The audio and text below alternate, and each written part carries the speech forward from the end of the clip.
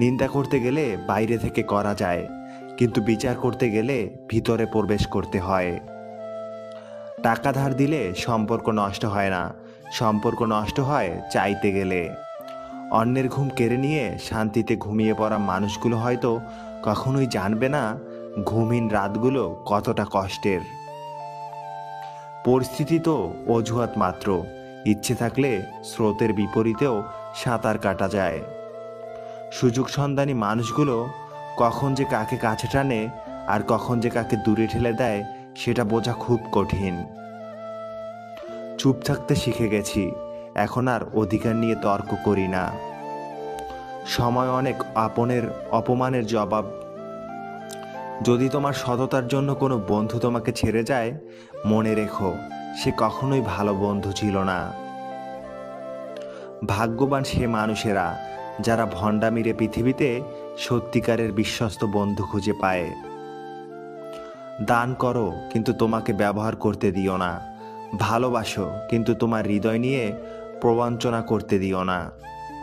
মনোভাব একটা খুব ছোট্ট জিনিস, কিন্তু অনেক বড় পার্থক্য তৈরি করে। মনে রাখবেন, দ্বিতীয় বিবাহ মানেই শান্তি নয়, শান্তি থাকে মনে। শান্তি থাকে বন্ধুত্বময় সম্পর্কে এবং নিজের সুখের চেয়ে অন্যকে সুখী রাখার মাঝে। কখনো নিজের জীবনটা অন্যের হাতে ভালোবাসা জীবনে স্বপ্ন হয়ে আসে, কিন্তু এমনভাবেই চলে যায় মনে হয় এটি একটা দুঃস্বপ্ন ছিল। কি অদ্ভুত আমাদের আবেগ! আমরা তার জন্যই আবেগী হই যার কাছে আমাদের আবেগের কোনো মূল্য নেই। কিছু ভালোবাসা কখনো প্রকাশ করা যায় না। এটা এমন একটা অনুভূতি যেন নিজের মনের মধ্যে অন্য আরেকজনকে সাজিয়ে খুশি থাকা। সম্পর্ক শেষ হয়ে গেলেও যারা দুর্বলতায় আঘাত করে না, তাদের প্রতি শ্রদ্ধাটুকু থেকে যায় আজীবন। তোমার ভালো থাকার চাবিটি অন্যের পকেটে রেখো না। কিছু সমস্যার সম্মুখীন না হলে সমাজের সামাজিক শয়তানগুলোর আসল রূপ চেনা যেত না।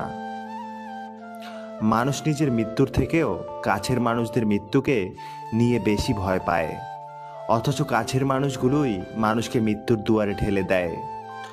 স্ত্রী যদি পরকীয়ায় লিপ্ত হয়, তাহলে তাকে জীবন থেকে বিদায় করে দাও, কারণ তাকে জোর করে ধরে রাখলে সে একই কাজ বারবার করবে।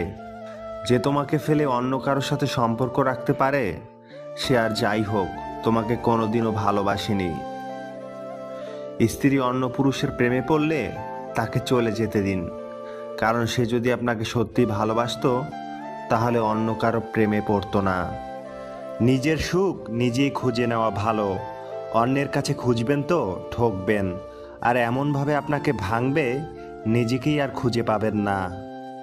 তিক্ত হলেও সত্য যে জীবনের চরম পর্যায়ে এসে মানুষ কোনো না কোনো কারণে নিজেকে বদলে ফেলে, ইচ্ছে করে হোক কিংবা অনিচ্ছাকৃত। বন্ধু একটাই হোক, তবে এমন হোক যাতে মুখের কথা নয়, মনের কথা বুঝতে পারে। সামনে এগোনোর জন্য তোমাকে সব কিছু জানার প্রয়োজন নেই, শুধু সামনে পা বাড়াও, সব কিছু জানতে পারবে। জীবনটা বড়ই অদ্ভুত। কত অচেনা মানুষ দেখতে দেখতে আপন হয়ে যায়, আবার কত আপন মানুষ আস্তে আস্তে পর হয়ে যায়। আদর্শ স্ত্রী হলো সেই নারী যে স্বামীর আয়ের উপর নিজের চাহিদাকে সীমাবদ্ধ রাখে। যারা সব রকম কষ্ট মেনে নিতে শিখে গেছে, তারা ভালো থাকার মানে বুঝে গেছে। যারা ভালো আছে তারা সব রকম পরিস্থিতিতেই নিজেকে মানিয়ে নিতে জানে।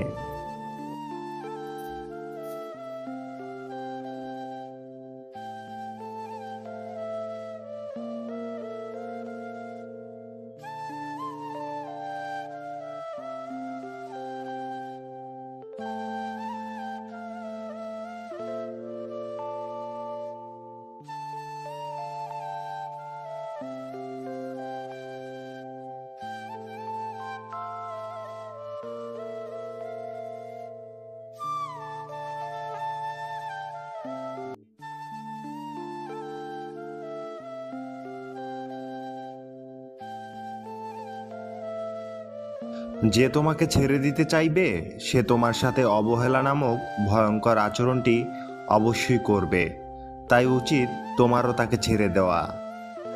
একটি কুকুরকে 3 দিন খাওয়ান, কুকুরটা আপনাকে 3 বছর মনে রাখবে। কিন্তু একজন মানুষকে 3 বছর খাওয়ালেও সে তার নিজের স্বার্থ চরিতার্থ করার জন্য আপনাকে 3 দিনের মধ্যে ভুলে যাবে। আপনার মূল্য এখন কেউ বুঝবে না, বুঝবে তখনই যখন আপনি হারিয়ে যাবেন। মানুষ সাধারণত 2 কারণে পরিবর্তন হয়। নাম্বার 1, যখন সে অনেক কিছু শিখে। নাম্বার 2, যখন সে অনেক কষ্ট পায়। জীবনের যাত্রায় তোতা পাখি হয়েও না, ঈগল হও। তোতা পাখি অনেক কথা বলে কিন্তু উপরে উঠতে পারে না। ঈগল নীরব কিন্তু আকাশ ছুঁতে পারে।